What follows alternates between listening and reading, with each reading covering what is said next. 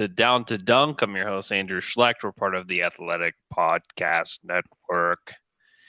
With me, as always, on Mondays is my good friend, Michele Berra. Michele, what's up? Well, I started QuickTime 3 times before we started this podcast. Hopefully, it will work. Hopefully, we'll not need it. And I just want to say something very weird. Mm, I mean, since I think it's 2 weeks or maybe more, then Coach Degnault referred to the court scene on A Few Good Men, and yeah. it stuck with me. And 2 days ago, I had to rewatch it. Oh, well, It's still It's good? incredible. Yeah. It's Okay. probably the first time I listened to it in English. Oh, really? Um, Interesting.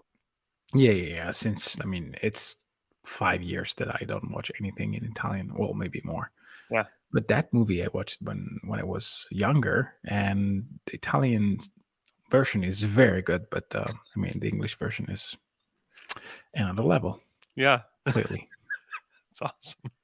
It's so awesome. So the Thunder lose yesterday in a game. I honestly haven't felt that good about a loss for the Thunder in a long time. They played so well yesterday. Mm-hmm. I mean, that was one where, and the way that Mark put it is that they can lay their head on their pillow at night and fall asleep, knowing that they left everything out on the court. It's like, okay. Yeah, but is it true that they can? I mean, given the way they played last night, aren't you? I mean, I'm kind of torn here. Are you talking about what happened last week? The shenanigans of last week? Is that what you're Yeah. referring I, to? I don't particularly care about rotations. I mean, I know that you know that I'm not We talked very. all about it. Like they're Yeah. beating the Thunder. Like they are doing Thunder things in the midst of whatever else everybody thinks they should be doing. So like we've talked Yeah. a lot about it, that this is the way they got here. This is how they're going to operate.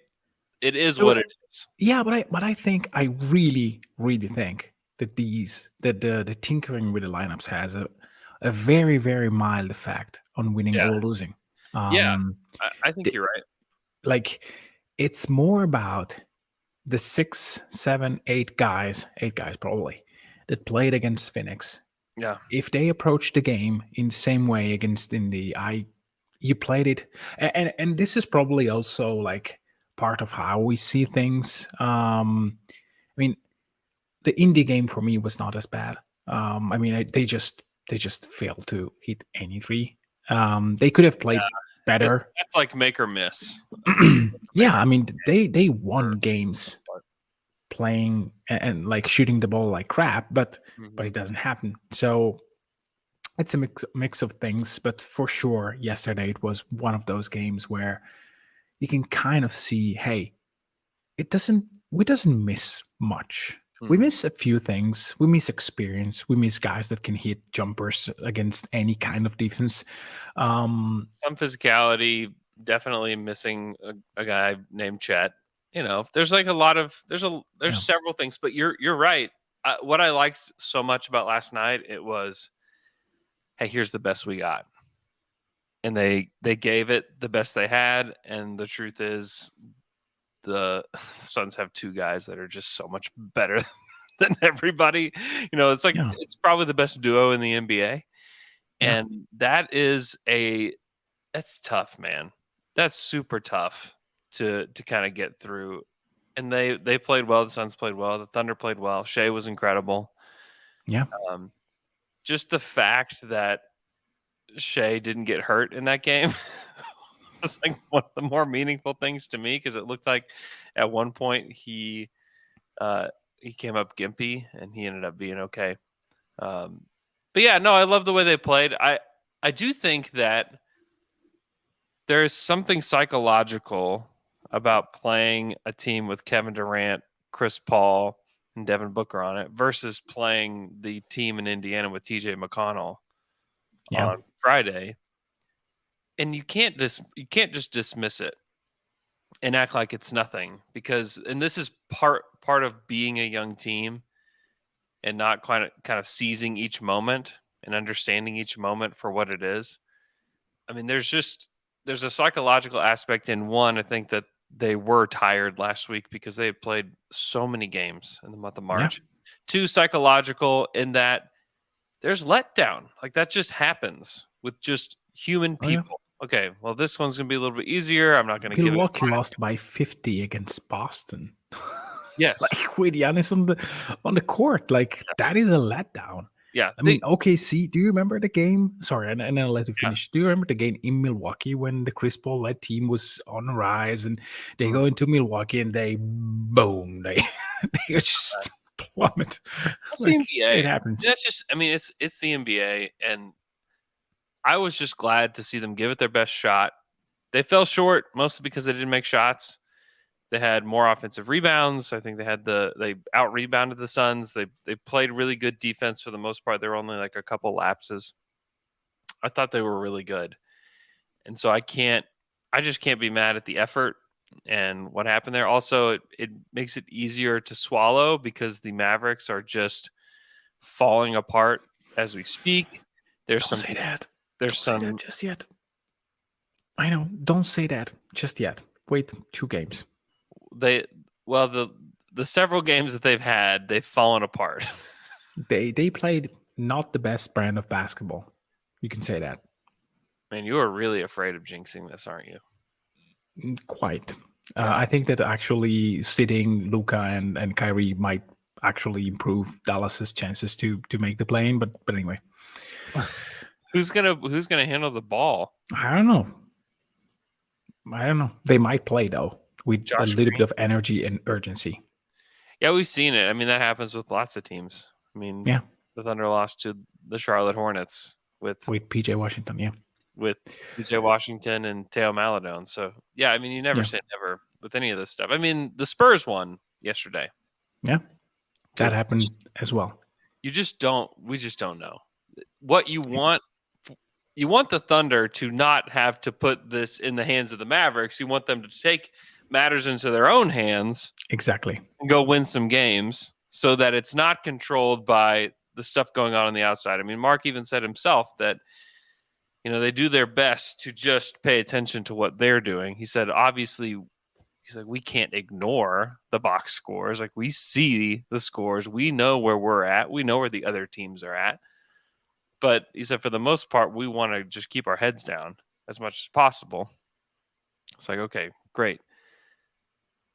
Also, they are getting a lot of they're getting all the external help possible. I mean, there's the possibility, there's discussions going on about the Mavericks sitting Luka and Kyrie for these last few games.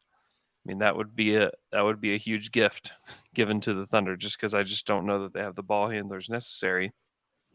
You also have Walker Kessler, who is in concussion protocols and is probably not going to play in that game. And that's big. He's good, and he was definitely difficult for the Thunder to play against in a lot of ways. I mean, they're getting all the external help possible to make at least 10th. And, can they do it? Can they win in Utah? Yeah, can they win one game? Because what the Mavericks need to do is win all of their games and have the Thunder. Is it the Thunder lose all their games or the Thunder only win one? I think that I think it's Dallas. I think if the Thunder only win one and Dallas wins out, that the Mavericks get in. Yeah, the Mavs need to win 2 more games than the Thunder. So if the Thunder can get, I mean, it's going to be tough. Like the Warriors in Chase Center on Tuesday night is a tough one. Yeah. Utah is the winnable game. They're sitting guys. It's the THT show. We'll see what happens. And then Sunday, do the Grizzlies have anything to play for? I think will be interesting. And who knows who they play, how much they play, what that looks like. Things get wonky and weird toward the end of the season. It appears, I mean, the Kings are 2 games back of the Kings are 2 games back of the Grizzlies right now. And if the Grizzlies keep winning, they may be solidified in that 2 spot, have nothing to play for and maybe better off just resting their guys in OKC Sunday. We don't know if that's true or not. They may just want to play anyways because they're a young squad and they are going to get some time off anyways with the play-in tournament. So who knows what that looks like. But things are getting so interesting for the Thunder. It's April 3rd, and we're actually talking about basketball, which is really fun. Yeah, it is. It is quite fun, and I mean, we said it, and you mentioned it multiple times during your podcasts over the last few weeks, and we said it like 5 minutes ago. I mean, they are tired, and I mean, if you look at the bulk of the rotation of this team from January on, it's not that many players, and the fact that you miss two of these players in Mike Muscala and Kenrich Williams for very different reasons, I think that has an impact. Because when Kenrich and Mike were on the court, you could play Jang a little bit more. You could play Trey Mann a little bit more because you have a little bit more structure. You have units that you know that will win basketball games. So it's weird that those players matter so much, but I think that it's also very encouraging. And we said it last year as well. I mean, if Kenrich and Mike are the reason why you're winning basketball game, it means that your team is good enough to make a jump. They are still needing a few pieces here and there. But even if they were disappointing against Charlotte, they were disappointing against the Pistons and the Blazers. The entire week, they were disappointed.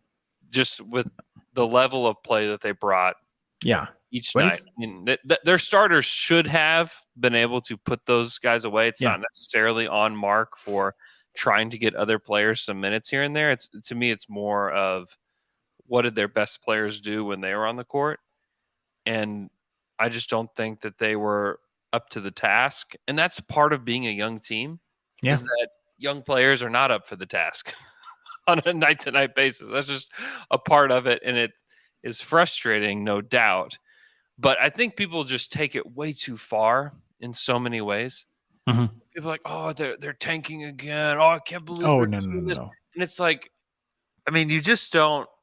That's the stuff where it's like, can you just like have some nuance within you to not be, well, either we're tanking or we're going all in. And then the truth is, they're not necessarily doing either one of those. They're going to do what they're going to do, and they're doing what they've done all season, and that's prioritize development, prioritize not this postseason, but prioritize the postseasons for when these players are in their prime. I mean, if you're looking like, when are they actually going to care about this? Like, I hear all kinds of things like that. So they're going to prioritize it when it matters most. Yeah. You know, would this play-in run, could it be helpful to development for the players? Absolutely. Sure. Like, I get that argument. But they're not going to sacrifice all the other stuff just to push in. I mean, they would have kept Mike, honestly. Which it's something that still bothers me a bit. Yeah, I don't blame you, because I think that he would be pretty helpful. I mean, Sharch hit a couple threes last night, but just like defensively, there's just not a whole lot to him. Yeah. And that's okay. I mean, they weren't supposed to be here. Like, this is not where they were supposed to be on April 3rd, 2023. We were supposed to be hitting Tankathon right now. And that's just, it is what it is. Now, maybe Mike comes back this summer. How about that? Yeah. What if they get the 2 seconds and they get Mike back this summer? He's not in the rotation for the Celtics right now. Yeah, that's weird. I think that next year Jay will be better at basketball. There is also another thing that we need to address immediately. We said it, I think, 3 weeks ago, that, I mean, OKC hit a very long stretch of extremely high shooting percentage, and Jay Will was part of that. Yep. Lindy, Isaiah Joe, even Dort and Giddey had moments. Well, maybe not simultaneously, but either Giddey or Dort we're always shooting the basketball okay. March has been a very bad month, like an uncharacteristically bad month for OKC. And they were still able to roam around 50%, maybe a hair below, without two key players and knowing that they miss a few rotation piece in order to be a very competitive team. I classify this as a win as well because you know that you didn't shut the basketball particularly well. Many of your shooters had down month, and still you were able to produce at a reasonably high level on a month where you had a lot of games to play.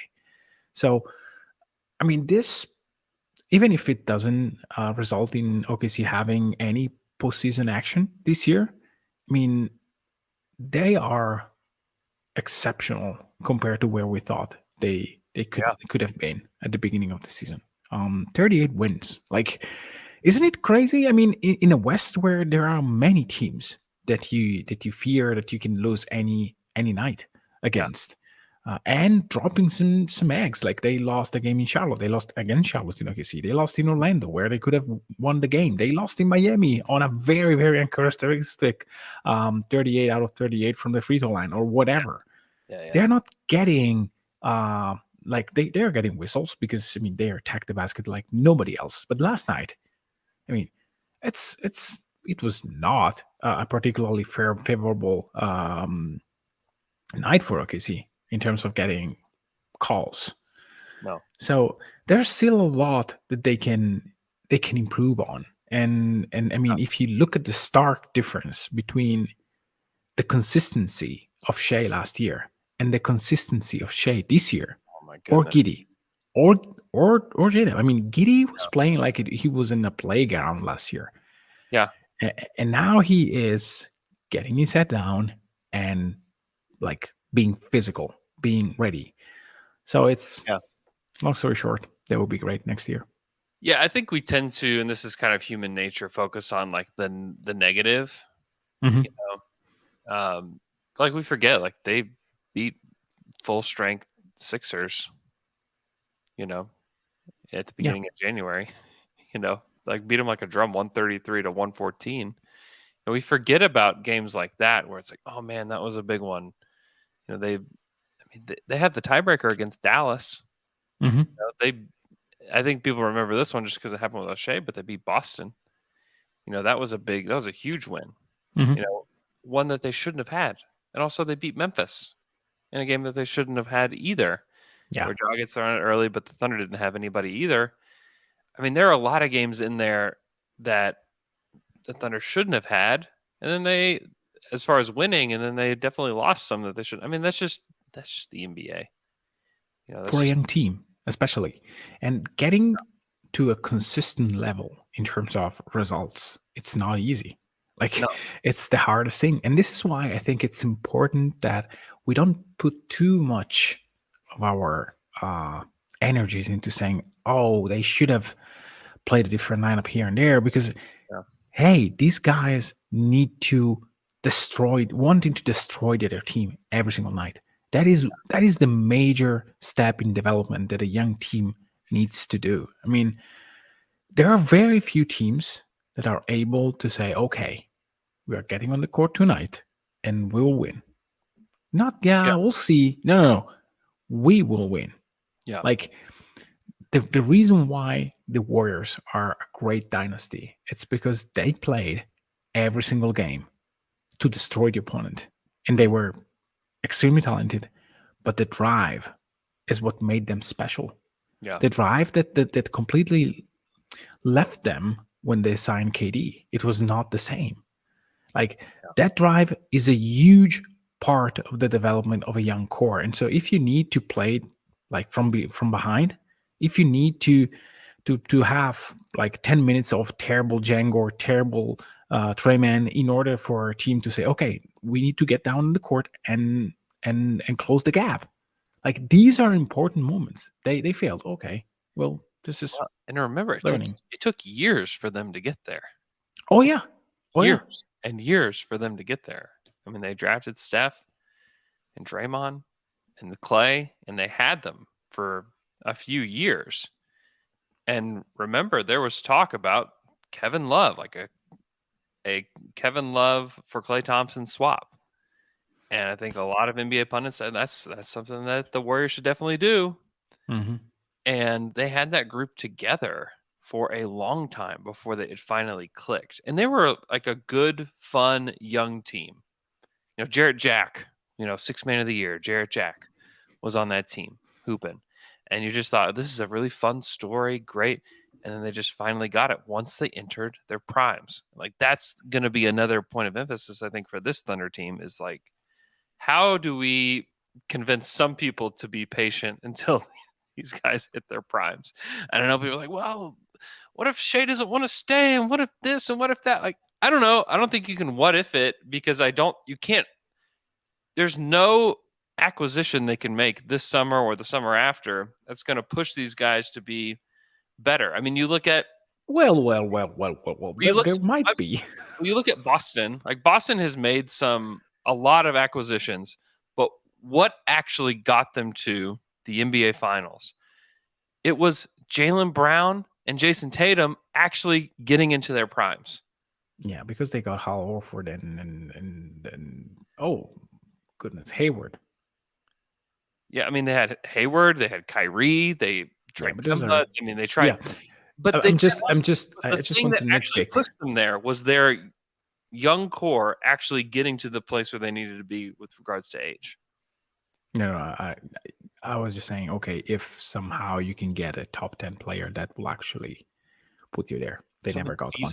Something feasible, Michele. I mean, the Thunder aren't going to Oh, get. come on. I mean, we have a gazillion picks. We can throw 8 picks to Dallas and get Luka when they will finally divorce. Please stop putting this in the heads of Thunder fans. Please stop this. I'm just saying that there are like, suppose that Embiid is goes into a tragical ending of a playoff experience again. Yeah, anyone's out. Say, count on okay, I'm done. I'm done. He's going to the Blazers probably. Yeah, but does he have he has 2 years left, 1 year left? How much? I don't know. It's not expiring, is he? No, he's not expiring, but that. I mean, that's not out of the realm of possibility. The Thunder aren't training for Embiid though. Sorry. Yeah, because Chet is better. Because Chet's better. That's why I know. They're not ready. They're just. Can you imagine though? Close your eyes for just 3 seconds and imagine Joel Embiid with his team. That would be quite a scene. I just don't want to take shots away from J-Dub. It's kind of how I Come on, Andrew. I mean, we are talking about Joel Embiid. Yeah, I know. Joel. It would be so sick. It'd be so sick. Can you imagine pick and roll? Joel Embiid and they'd be unstoppable. Joel Embiid and Shea. They'd be absolutely unstoppable. Yeah. By the way, speaking about unstoppable, how sad are you watching Aiden play basketball? I'm kind of sad every time I watch him. What do you mean that he's just not that good? Yeah, I mean, it looks like a waste. A waste of talent. Waste of physicality. Waste of and he's how old is Aiden? He's, I think, Shea's age, so 25 going to 26. Yeah. Hey, Jay's in the chat. Come on, Jay. I mean, Embiid for Chet. Done deal. Embiid for Chet. Get out of town. Get out of town. He's 24. He plays like he's 19 still. Yeah, but Did you see Giddey? I mentioned this on Thunder After Dark. Of course, I saw that. Did you see Giddey just bully him out of the way? Yeah. First of all, did that get you a little pumped up? Yeah, I was. First of all, this is the first thing I do in the morning after I watch the game. So I always listen to After Dark, especially on home games. But anyway, yes, that is why I'm so sad. He is a monster. He could bully everybody. And he kind of does this hook shots and just dunks when he has an open lane. And as someone who are you serious? Loving Shaq, Shaq has to be so mad watching him play because he's like, "What are you doing? You could, especially against this Thunder team, where it's like Jay Will and Josh Giddey. Yeah. Come It's just on, man. Come on, man. Like, just like, throw the hammer down. You're taller and have longer arms than literally everybody on the court. yeah. Just destroy people. Just go like Biombo was more aggressive. Like, are Well, we pretty like aggressive. Yeah. what is this thing? Yeah. Like it's I don't know. Irritating. It's something that I mean I can't understand. But Yeah. anyway, He's he in is a good position though with those guys to hmm, get opportunistic buckets and stuff. I mean, it's a good situation for him because he's definitely not somebody that can be your second guy or third guy, at least as of today. Maybe that changes as he gets a little older, but to me, it seems like more of a mentality thing than anything because he's yeah. physically ready to just destroy these guys. You mentioned the shooting. Do you know what they shot in the month of January from three? I think I know that like 38.2.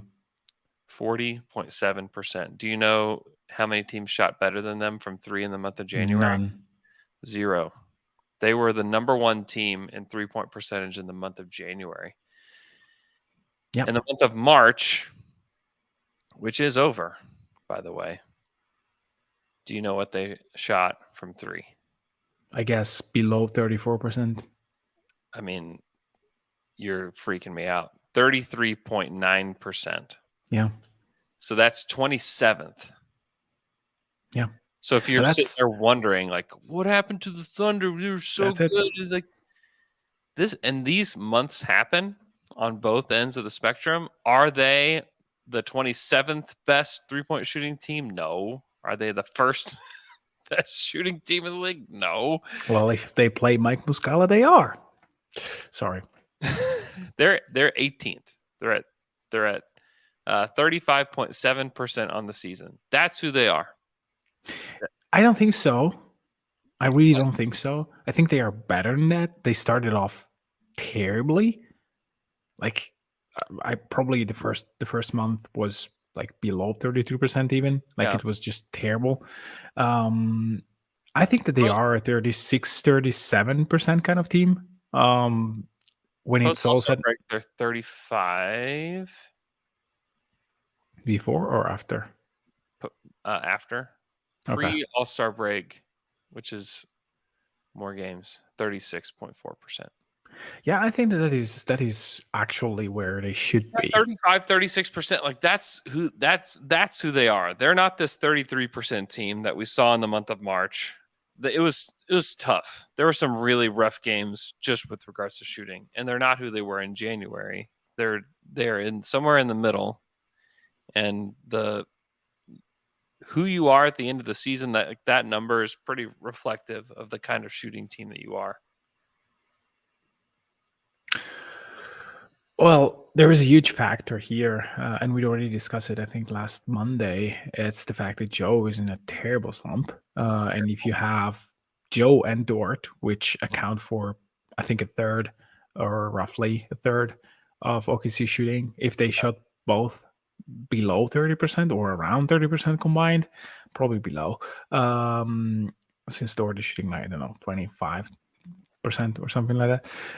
It's it's easy to drop. I don't think that with Chet Holmgren on the court, they will be a team that shots below 36% next year, because that will open up a lot of space for Isaiah Joe. We said it last week, but it was apparent in this week as well. I mean, he's not getting the same looks. And one of the simplest look that Isaiah Joe was getting was after the pick and roll, central pick and roll between Mike Muscala and Shai Gilgeous-Alexander, where there can't be a double on Shai because otherwise Mike is open. And so there is the guy who is on the wing who closes out, and boom, Isaiah Joe is wide open. So that looks will come back.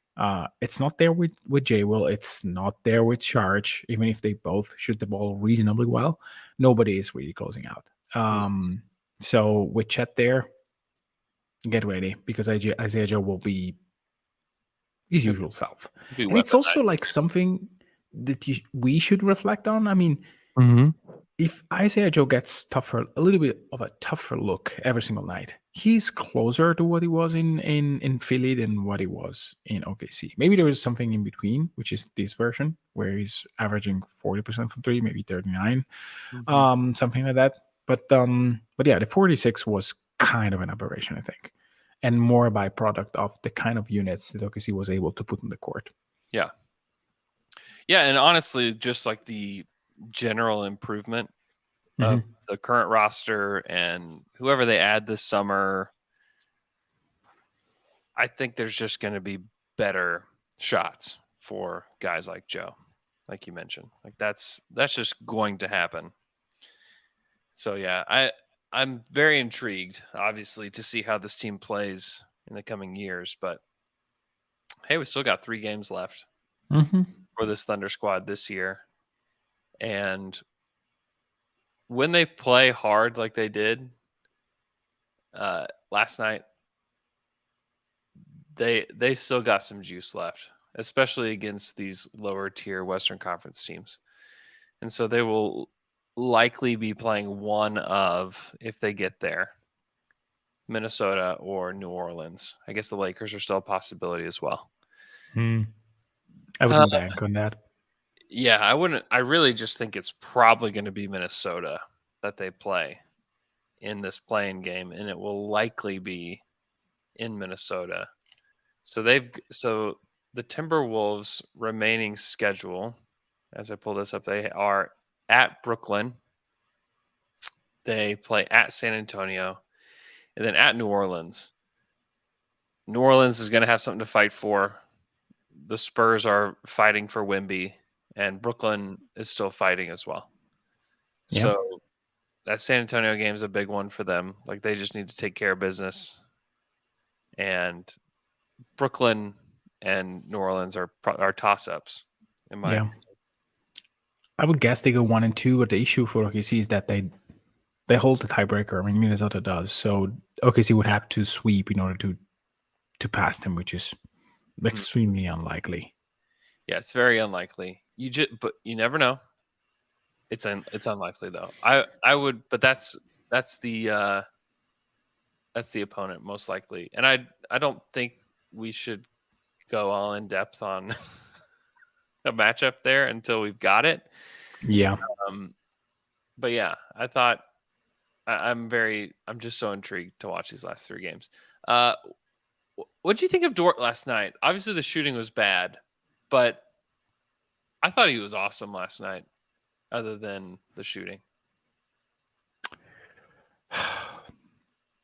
it's interesting that we say, well, yeah. What about Dort? Other than the shooting, like what is about half of Lou Dort? No, I think that in total honesty, he was one of the few players that I actually liked this week. I know that he shot the ball terribly, terribly. but he was the spark. He was one of the guys who could actually bring a little bit of momentum on either end of the court. Oh, So against Detroit, he was the one who made oh the my few gosh. plays where he was able to win the game. Yeah, So I think that um, Lou Lou has to watch films of how Phoenix plays because that is so helpful. I know that it seems like demoting him to park him in the corner, but look Okogie. I mean, Okogie is a player that will play for a championship level team, hmm and he's much worse than Ludort. To be 100% fair on both ends of the court. I was going to say much worse in almost every single way possible. Yeah. I mean, Phoenix will pay a lot to get Dort and just give away Okogie. Cookie's been But given he, away multiple times already in his career. yeah, Yeah, but Okogie knows what what makes him serviceable for Phoenix. And yeah, it's not the time now for Ludor to settle because he clearly wants more. And I really can't be mad at him because this is one of the last years where I can do that without consequences. yeah, Next year is probably still the case because even if he costs OKC 5 games. Who cares? OKC is not ready next year to really compete for a top 2 seed in the West. In 3 years, though, he either gets to a level where his offense is something, or he has to settle into a different role. He just has to. There are moments where you can see glimpses of what he can be. At the beginning of the season, his driving to the basket was clearly better. Mm-hmm. Now it's just completely random. Like Mm-hmm. there are some wild attempts where it's basically like almost like, what are you doing? Why are you doing that? I think it's So when he's going too fast. yeah, There are moves when it's like a power move, when he's almost like jump stopping to the hoop. That's a really good position for him, is like just using his power. But when mhm, he's using speed, he like doesn't have the same body control. yeah, You saw it last night. And this was an interesting fast break because Shea rarely passes on a fast break, no matter mhm. who's along with him. And he threw it to Dort, and Dort just flung the ball off the backboard, and it went right to J-Dub, and J-Dub got an and one. It actually ended up Yeah, being yeah, like yeah. the best case scenario. But That was on Lindy's steal on the fast break. Lindy had 2 steals last night. He had the Yeah, one with Kevin where he just ripped the ball from Kevin. yeah. There's some fun Lindy moments last night. But like I do Was think it the play Hmm? where Kevin slapped him in the face? Yeah. Yeah. It's weird that another player got a T for that, or a flagrant for that. Yeah, there were some How was it? interesting calls last night. I'm not saying that Shea hand in the face to, I don't remember who, was like looked bad, but come on, like Yeah. it was unnecessary. He Yeah. already apologized. It's not that it was probably on Okogie. Yeah, and I think he ended up missing the 2 free throws anyways, but yeah. Yeah. And the officiating did not cost the Thunder the game. What cost the Thunder the game is No, they didn't shoot well, and no. that the Suns did shoot well. Yeah. But yeah, no, I just love the energy that Lou brought to the game Mhm. last night. It was just seeing it up close and seeing it. He just makes such a huge impact on just the way the team plays, and they're going to play him 45 minutes in the play-in game if they get there. Oh yeah. Maybe 48 minutes if Well, they. it depends. It depends on. There is another guy that you should play and that can play minutes instead of Dort, and Not that's instead of. no, Not instead instead of. of, because you need to play a tall human being for, I don't know, 15 minutes at least. And so there might be minutes for Wiggins at the 2 guard anyway. I just want Yeah, to have Wiggins in the court. Wiggs is good. Wiggins, yeah, and yeah, Wiggins is very good. Wiggins knows he's not settling into a role, but he clearly knows what he should do on offense. Yeah. Like he's not like limiting himself. He's No. just taking and making shots that he knows he can make. I Mhm. mean, I remember I know that I said this many times, but it clearly shows a difference in approach that is meaningless in terms of like being able to have efficient offense. Like in college, Aaron Wiggins had the mid-range jumper as one of his skills. Yeah. He can take a mid-range shot. In summer league, I remember him taking these smooth pull-up jumpers and said, Mhm. "Nice." Yeah. And it's nowhere to be seen at this level. Why? Because there are more efficient shots to take. Yeah. He's not ready to make mid-range shots at the 46-48% clip, which is needed in the NBA in order to be able to take that shot. Mhm. This is a blueprint for a guy that wants to be efficient on offense. Yeah. He's amazing. I just love him. He definitely plays a more measured brand of basketball than Dort does. Dort doesn't do anything measured. He's just pedal to the metal. He definitely has like the same like Westbrook mentality, where it's Yeah. just like, I'm giving you 1,000% of what I've got, good or bad, whatever it is. It's you're getting it. And Wiggins is I love Wiggs. I think he's a good player. I think that he could function on a lot of NBA teams. I think that he's got good length. He's a good athlete. I still don't quite understand why he was in and out of the rotation all year. To me, he's one of the more stable players on the roster. Mhm. Part of it may not have anything to do with him. It may have more to do with that we want to get other players some time. I fully support this as the solely reason for his minutes. Yeah, There is, I mean, it's the same as Kenrich last year.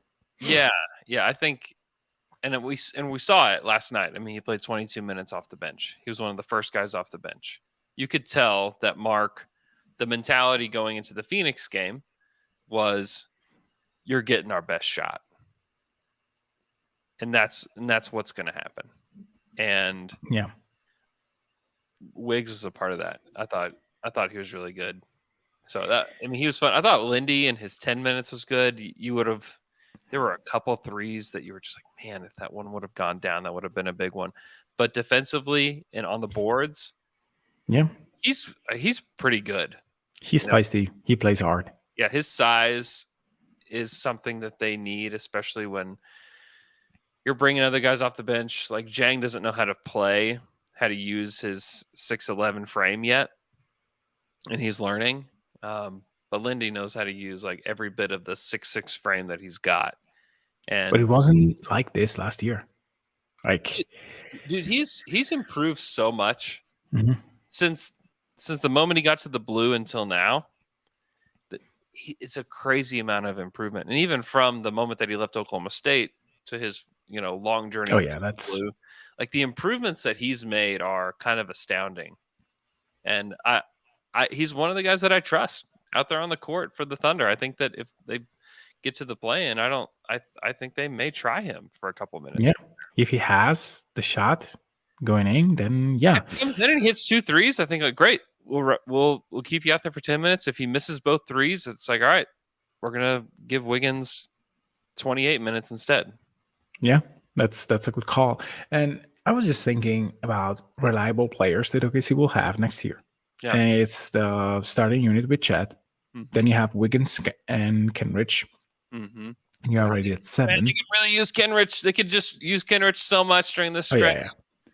Then you probably will have good minutes from one between the next pick in the draft and Usman Jang.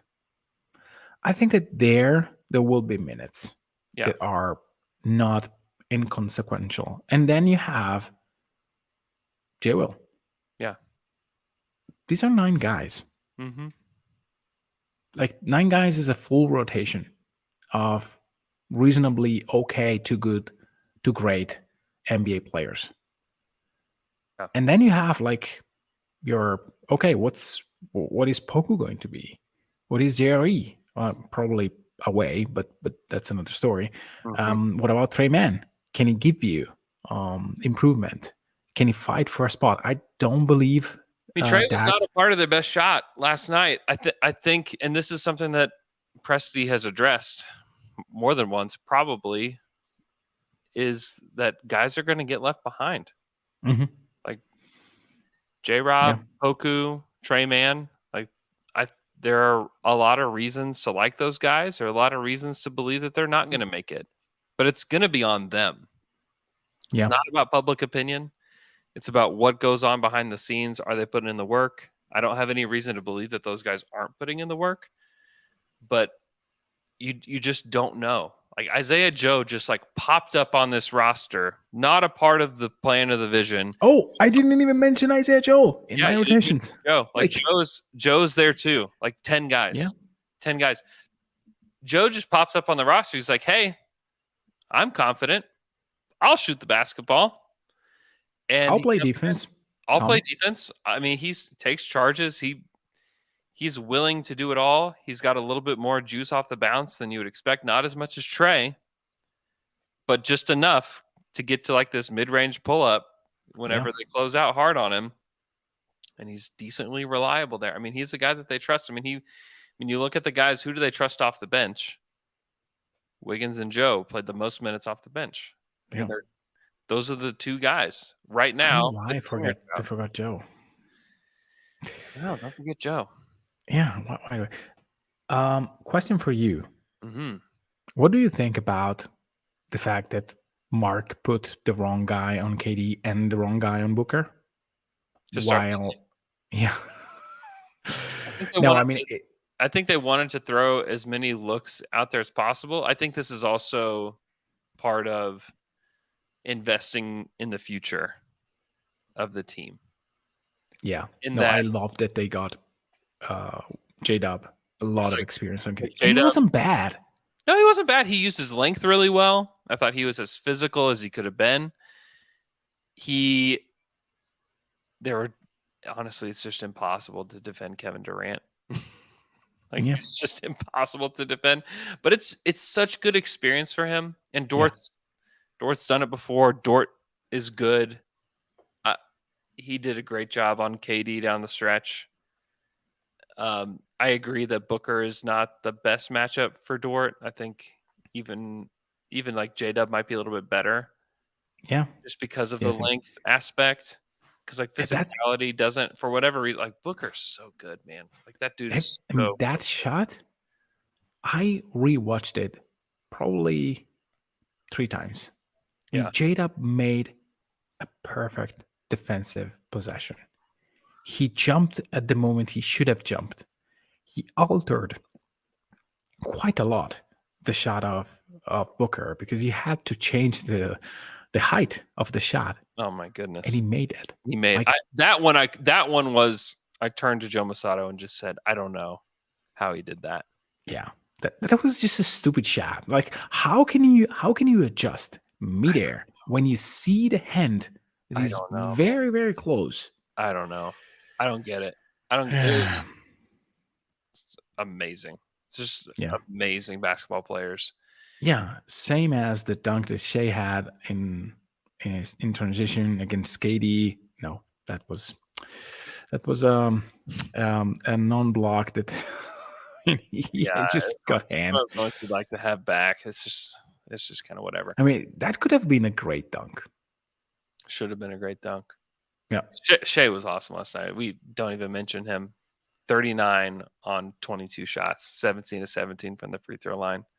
The yeah, dude just battles. Like he's just like constantly battling, constantly getting to the hoop, just playing against some good defenders in yeah, Phoenix and like a team. And he always says like you want to see where you stack up. Well, like yeah, where he stacks up is at the top of yeah. the NBA is where he There stacks. was a moment where KD comes down the court. I think the game is still close. I don't remember the exact score, but he hits a very tough mid-range shot, and Shea asks for a screen Mm-hmm. to match up with KD. Yeah. Does Oh. 2-3 dribbles and then pulls back and hit in his face. And And he had some words for KD after that too. yeah, they were they were gently barking at each other. Oh, it was like all in good fun. Yeah, You know, yeah, yeah, yeah, Durant's at a point in his career where he can have that kind of fun, which is good to see. yeah. Also, if you want to hear a lengthy discussion on why the Thunder fans should or should not boo Kevin Durant, you can listen to Thunder After Dark with me and Joe. We kind of Yeah. go at it a little bit on that Until one. he comes back, they are Hey, free to boo him. boo him, man. Boo him. I think it's the right thing to do. Honestly, what it shows when people are like, he meant so much to the team.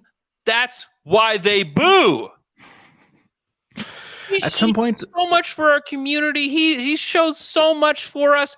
Golly gee, we should be welcoming that guy back. No, they boo because of that. That's why they boo. because they are still mad. Because which they is- are still mad and should be. That's why they boo. They don't boo because they hate this guy. They boo because it still hurts, and that's okay. Yeah, it's more than okay. And again, I kind of hope I tweeted that day. I remember vividly where I was. I was walking on the mountains, and I tweeted, "Hey, now we have just to wait for you to come back." I kind of hope that it does. I don't think it will happen, but I kind of hope Either, but like he talks very favorably about the team. I think. I mean, if he he wants to knows come back, about Pokushevsky. he wants to come, if he wants to come back in the twilight of his career, like in 4 years or something. Like in 2 years, like he's 35. He's still got a lot of juice left, man. Yeah, if he wants to, like, wouldn't it be amazing if in 2 years he wins a title in Phoenix this year, he plays another one, he loses, and then OKC is ready to win.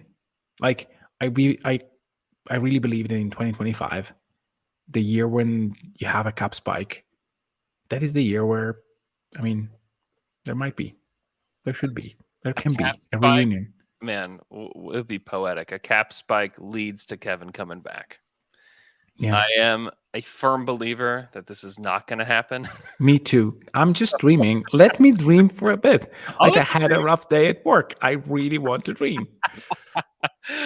Oh, hey, speaking of dreaming, the new CBA is going to be ratified. It's going to take place. It includes a play-in turn or a in-season tournament. Sorry, in-season tournament, which I'm very excited about. Or the final will be played in the Final Four will be played in Vegas. I think it's going to be so much fun. If you don't like the idea of it, you can go sit in your recliner and do whatever old people do because it's going to be fun. Just look at the play-in. It's amazing. Yeah, the play-in's been amazing. It allows for the possibility of meaningful basketball. Will it definitely be meaningful? I'm not sure, but it provides possible fun and possible meaningful basketball. And if you just provide that, I'm all in. Also, it takes away. This is basically one of the best outcomes for the Thunder as a franchise. If you want to go listen to somebody who knows way more about this stuff than me, go to patreon.com/OKC Dream Team. This show is actually available to everybody. It's free. So this is typically a paid for podcast that we started years ago. Michele is a part of it. If you go to patreon.com/OKC Dream Team, you can also find it on Spotify. If you search for OKC Dream Team, it's free on both sites. And it's just 30 minutes of John Hamm explaining the CBA stuff. Yeah. But to touch on it real quick, essentially they are gearing this toward rewarding teams who draft well. Yeah. And that is, I mean, if you're Presti and the front office and the ownership group, like, you have to be so excited because there were mechanisms in place with the old CBA that kept you from being able to give out a number of more than 2 rookie max extensions. And then what if you have more? Like, the Thunder obviously have a long way to go before they figure that out. But just the possibility of being able to keep all of your guys is such a big deal. Yeah. That's a big one. Getting the third two-way spot, which Daigneault spoke to at practice today, so that was a big one for them. The exception that you get for a second-round player, which the Thunder have done well in the second round. I mean, there's just a lot in there that is helpful to this team being able to stay together. And if you were starting to get worried about, can they keep these guys together? What if this guy needs a max? What if that guy needs a max? What if J-Dub and Chet need a max? And what if Giddey needs a max? Like, now you don't have to worry about that. Now, to keep the team together, kind of have to, but it's. Well, I was going to say, you need some level of sacrifice to keep it all together. But this at least doesn't absolutely keep you from making that happen if you get to that place and it's like, okay, J-Dub and Chet are demanding rookie maxes. And the beauty of it is that you already extended Shea to a max deal, and that max in 2025 will not be as costly as it is right now. Yeah. The second is Giddey is the Giddey part is the crucial one to me. Mm-hmm. If Giddey blossoms into a 25, 8 and 9 kind of guy who hits 35% efficient, you don't worry about the cap. Just you have a star. Who cares? Like, just give him the max, give it the max to J-Dub, and then play the first 2 seasons of Chet's rookie deal, and we'll see. Or the first, they Chet and J-Dub are eligible the same year. But anyway, if he doesn't, you can get him for a reasonable deal, and this team is winning, you might have the possibility to keep the thing together. Yeah. Because, I mean, Just having the possibility, just that the NBA itself has opened up avenues for a rebuilding team, not necessarily just the Thunder, but teams like the Cavaliers, yeah, teams like New Orleans, to just open up the possibility to just keep young teams together that are brought in through the draft. Like that's it. That is a huge win.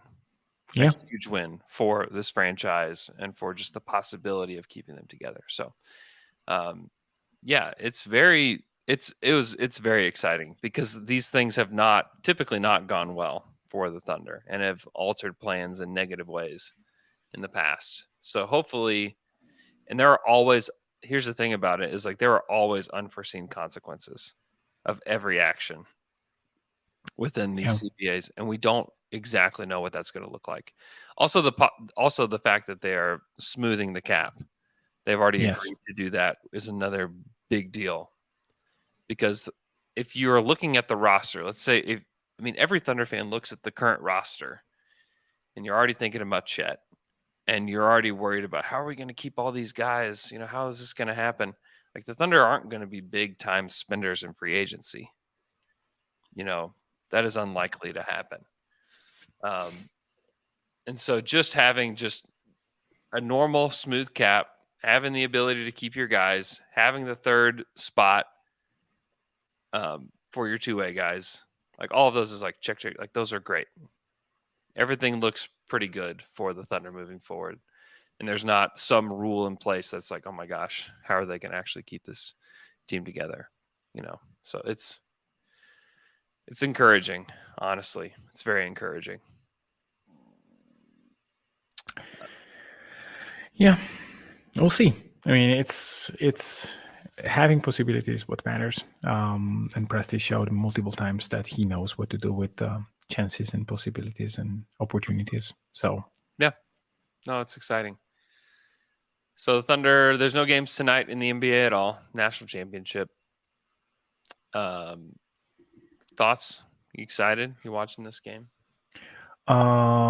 probably not. But I mean, I'm kind of interested in this game because of the guy that plays for UConn, who seems pretty good. Yeah.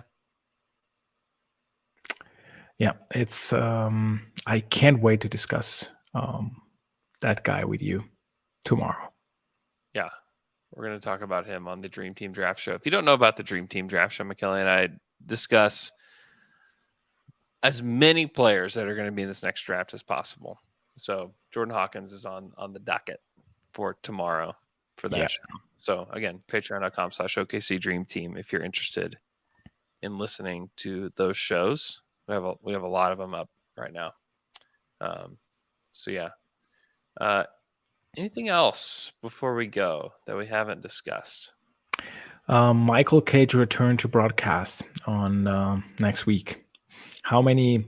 It will be either great if San Diego State wins, or he will just be miserable.